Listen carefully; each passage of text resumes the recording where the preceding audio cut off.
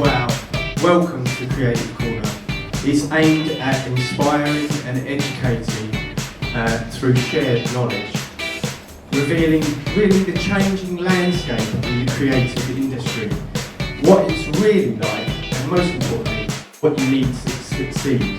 Without further ado, can we have a big Creative Corner welcome to the disruptive Sam Delaney and the inspirational Jay Pond-Jones as they bring us how to have a digital hit. If you want to have a digital hit, throw a cat in a bin. Get your mate to throw a cat in a bin, film it, make out as CCTV. It'll probably get viewed and shared a lot, but to what ends? You know, there isn't really a point to it, is there? If you have a point, you need to establish what the point is and then establish a target. Well, the usual rules here don't apply. What I'd call kind of mainstream celebrities, sort of people you would see in tabloid newspapers and magazines, and I'd utilise the sort of the sort of insight and contacts that I'd acquired in a past shameful life as the editor of Heat magazine. And so we'd got the kind of celebrities that used to sell us millions of copies when we put them on the cover of Heat magazine, and we'd put them online thinking they'd have the same impact, and they didn't at all. Then I started looking into this Rio Ferdinand business, and when I did, I looked at his YouTube channel to see what sort of stuff he'd already done on there, and I discovered this video, and this was really the breakthrough moment. Okay, so we'll pause it there because it's inane and boring, but nevertheless very popular online. And I said, oh, who's this bloke Rio Ferdinand? And you know, I was told by the people I work with it was KSI, and I thought, oh right, so KSI is trying to get his popularity increased by associating himself with Rio Ferdinand. I discovered, in fact, the reverse was true, and that Rio Ferdinand had paid KSI to appear in a video on Rio's own YouTube channel in order to launch it. And I thought, well, that's a bit of a surprise. There's this guy off of YouTube who a footballer who is so desperate to be associated with in order to boost his online profile, he's paying him. And that was the point at which Jay and I sat down and thought, maybe we're looking at the wrong guy out of these two. We suddenly realised that there was like this parallel universe of YouTubers out there that nobody had really heard of in mainstream media. The old rules still did apply, in as much as just because we found the right talent in KSI, it still didn't mean that we would automatically have a hit. I had to rely on Jay to deliver a very well-made show that, you know, conformed to a lot of the conventions of, you know, great entertainment. On top of that, we had to really do our due diligence, so we had to make sure just because he had a lot of followers, did that mean that we were going to inherit them? What we weren't trying to do was just take all of KSI's subscribers to his YouTube channel and give them something that they could otherwise, very similar to what they would ordinarily see on his YouTube channel. Because like I said at the beginning, what would be the point in that? You would briefly be inheriting a bunch of someone else's audience that he had worked over time. What we were trying to do was obviously take some of them to get the ball rolling and to start making noise around it and start getting it looked at.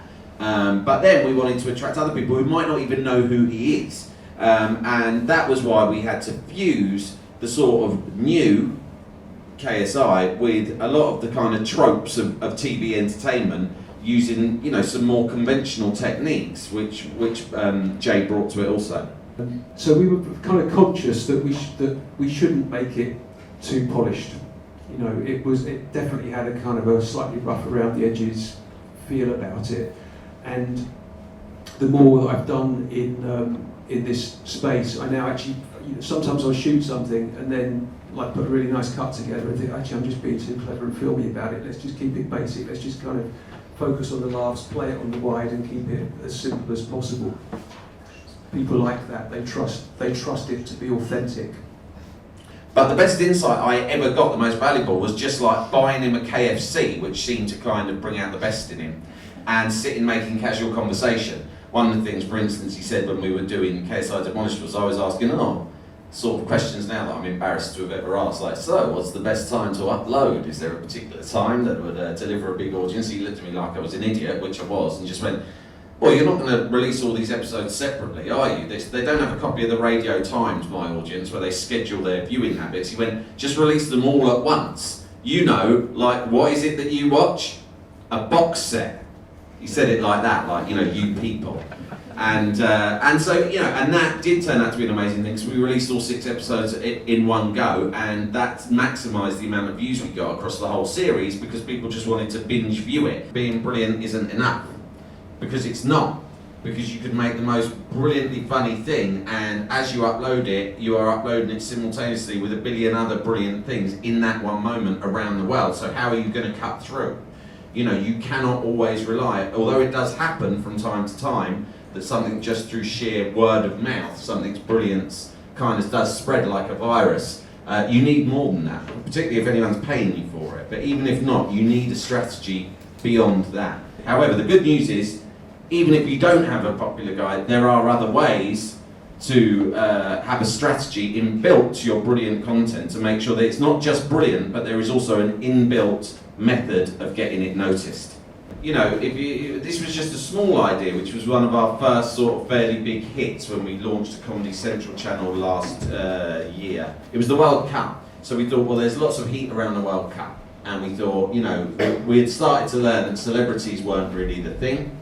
But topicality was, and if you could jump on something very quickly and get the joke or some sort of angle out there quicker than anyone else, surrounding a topic or a subject that everyone seemed to be talking about in the real world and online, and if you did it in the right way and were extremely quick about it, then you would, then you could, you know, have a bit of a hit on your hands. People think that it's a good thing to mimic all of the conventions and some of the style and all of the kind of narrative traditions of what I call old-fashioned entertainment, like movies and TV shows.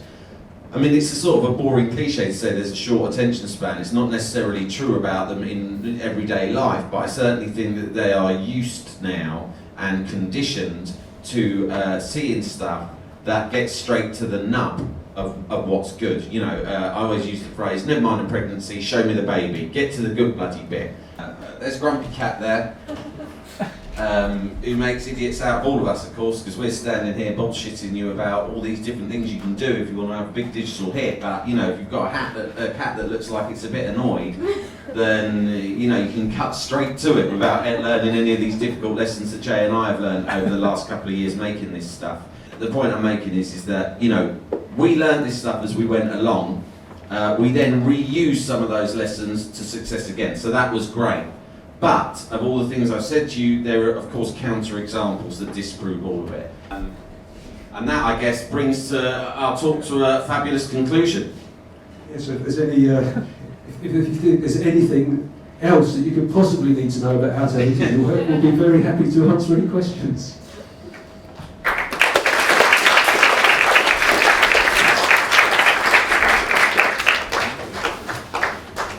We've got a world's first, which is the first throwable audience mic.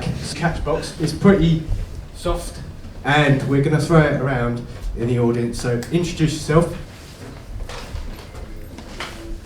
Was there a moment you realised everything you knew was wrong?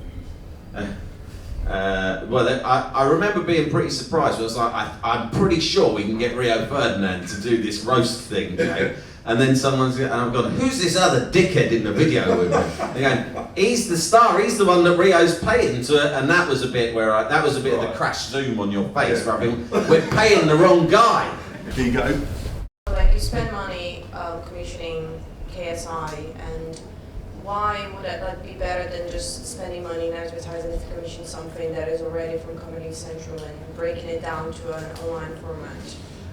Well, advertising was as advertising a show will not attract an audience anywhere near the scale that we got, to the extent that I went to the marketing department and convinced them to give me their entire budget to pay the talent that appeared on my shows with, because they, with one dedicated video on their channel or some tweets, can deliver so much more than a whole city covered in massive billboards. You know, because that does not really deliver much direct audience. It kind of maybe builds a bit of awareness, but it's very vague.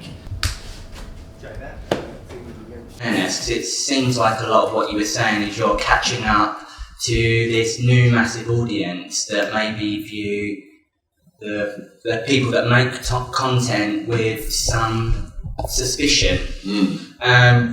What are your thoughts on that? These guys are like pretend best mates, right? Because it just feels unedited, unglossy, not contrived in any way, and you feel like you're getting something real, like there's someone there with you who you're kind of pally with, who updates you every day on the trivialities of their life often, you know?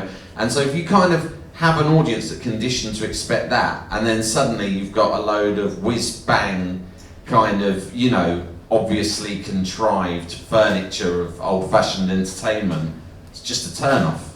I need to actually thank all of you for turning up and being part of Creative Corner.